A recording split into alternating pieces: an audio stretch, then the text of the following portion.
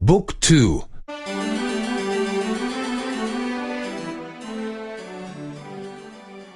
4. 4. U školi. 学校で Gde smo mi? ここはどこですか？ Mi smo u školi. 学校です。Imamo nastavu.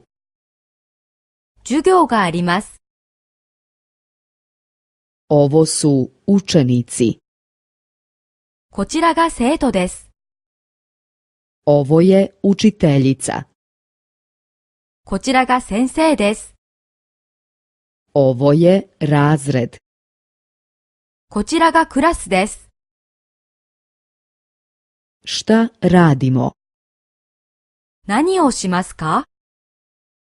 Učimo. 勉強をします。Učimo jezik.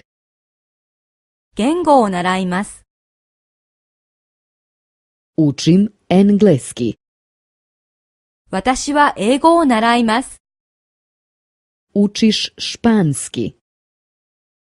あなたはスペイン語を習います。On uči nemački. 彼はドイツ語を習います。Učimo francuski. 私たちはフランス語を習います。Učite italijanski. あなたたちはイタリア語を習います。Oni uče ruski. 彼らはロシア語を習います。Učiti jezike je interesantno.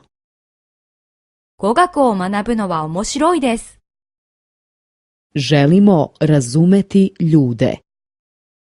私たちは人を理解できるようになりたいのです。